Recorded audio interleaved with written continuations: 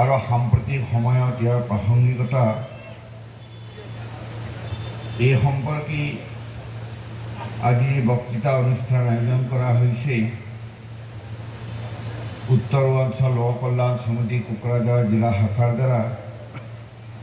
এই বক্তৃতা অনুষ্ঠানৰ আয়োজক সমিতিৰ শ্ৰদ্ধাৰ সভাপতি মহোদয়, মঞ্চত উপবিষ্ট ৰাষ্ট্ৰীয় স্বয়ংসেৱক সংঘৰ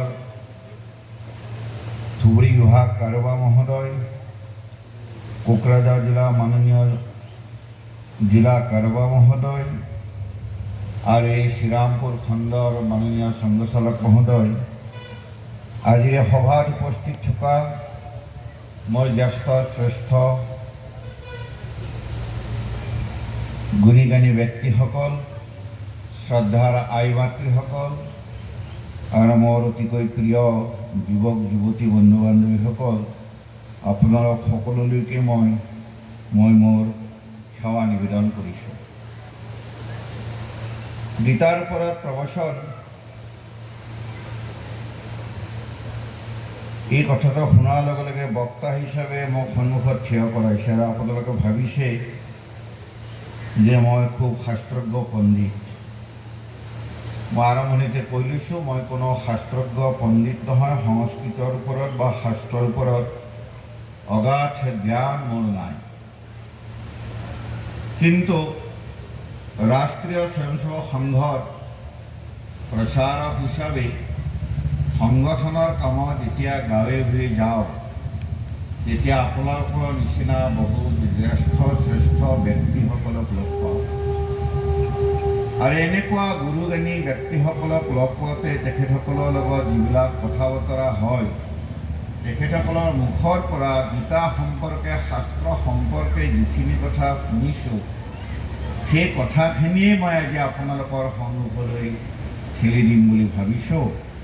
কাৰণ শাস্ত্ৰত কৈছে, তদীয়ায় বস্তু গোবিন্দম তুভ্যম এইব সমৰ্পয়ামি। হে গোবিন্দ, তোমাৰ পৰা পোৱা বস্তুখিনি মই তোমাকে সমৰ্পণ কৰিলোঁ, তুমি সাদৰেৰে গ্ৰহণ কৰিবা। গুণী জ্ঞানী ব্যক্তিসকল, মই কোৱা কথাখিনিত যদি কিবা ভুল ভ্ৰান্তি যদি হয়, তাৰ কাৰণে সকলোৱে ক্ষমা মাৰ্জনা কৰিব। গীতাৰ প্ৰাসংগিকতা, দৈনন্দিন জীৱনত গীতাৰ প্ৰাসংগিকতা। একমাত্ৰ গীতা যে বিশ্বৰ 180খন দেশৰ প্ৰমুখ ভাষাবিলাকত এই গীতাৰ অনুবাদ হৈছে, গীতাৰ ব্যাখ্যা দিয়া হৈছে আৰু 180খন দেশৰ যুৱক যুৱতীসকলে, শিক্ষিত যুৱক যুৱতীসকলে আজি গীতাৰ ওপৰত অধ্যয়ন আৰম্ভ কৰিছে আৰু গীতাৰ প্ৰসাৰৰ কাৰণে লাগি আছে। কিন্তু ভাৰতবৰ্ষত ক'ৰ পৰা আহিল, কেনেকৈ আহিল, এইটো বুজিবলৈ কঠিন লাগে যে আজিও আমাৰ ভাৰতবৰ্ষত তাহানিৰ পৰা এটা ভ্ৰান্ত ধাৰণা চলি আহিছে। সেই ধাৰণা কি? যে সকলোৱে গীতা পঢ়িব নাপায়।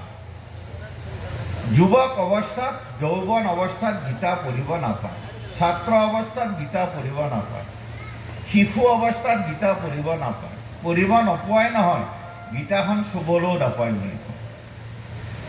মহিলাসকলে গীতা পঢ়িব নাপায়। আৰু গীতা কেতিয়া পঢ়িব লাগে? বুঢ়া বয়সত গীতা পঢ়িব লাগে। আৰু গীতা কেতিয়া পঢ়িব লাগে? যেতিয়া মানুহৰ আৰু জীৱটো যাব আৰু বিচনাত পৰি আছে, যমদূত আহি ৰৈ আছে, তেতিয়া কাণৰ কাষত আমি গীতাখন শুনোৱাই দিওঁ। এয়া ভ্ৰান্ত ধাৰণা। গীতা কেৱল বুঢ়া বয়সতে গীতা পঢ়িব লাগে এনেকুৱা নহয়। ৰিটায়াৰমেণ্ট পঢ়িব লাগিব, ছাত্ৰ অৱস্থাত গীতা পঢ়িব লাগিব, শিশু কালতে গীতাৰ অধ্যয়ন কৰিব লাগিব। আৰু সেইকাৰণে এই ভ্ৰান্ত ধাৰণাৰ পৰা আমি আমাৰ সমাজখনক উলিয়াই আনিব লাগিব।